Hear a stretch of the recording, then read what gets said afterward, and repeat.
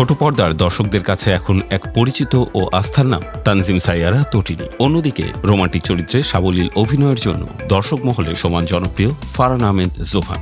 এই দুই তারকার রসায়ন নতুন কিছু নয়, আগেও জুটি হিসেবে তারা দর্শকদের হৃদয় ছুঁয়েছেন। আর এবার ঈদ উপলক্ষে রোমান্টিক নাটক মন ফড়িংয়ে আবারও একসঙ্গে হাজির হয়ে ভালোবাসার গল্পে যোগ করেছেন নতুন মাত্রা।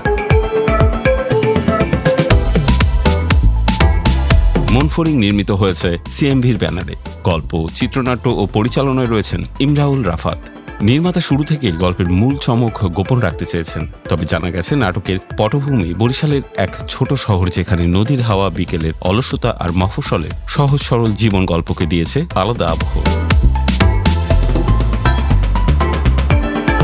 গল্পের কেন্দ্রে তিনটি চরিত্র। এনজিও কর্মী সুমন, যার জীবন দর্শন ও মানবিক দৃষ্টিভঙ্গি কাহিনীর ভিত তৈরি করে। একই এলাকার ধনী পরিবারের আদরের মেয়ে অনার্স পড়ুয়া রেখা, স্বপ্নবাজ, কিছুটা আবেগপ্রবণ, আর মিরাজ, যার উপস্থিতি গল্পের জন্ম নেয় প্রেম, টানাপোড়েন ও অপ্রত্যাশিত মোড়।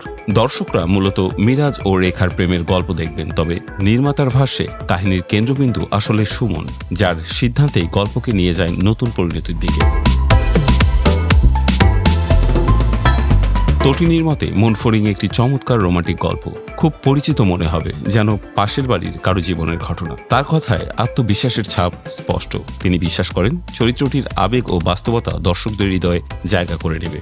জোভানো এই নাটককে দেখছেন একটি হৃদয় ছোঁয়া প্রেমের গল্প হিসেবে, যেখানে ভালোবাসার পাশাপাশি আছে সামাজিক বাস্তবতার স্পর্শ।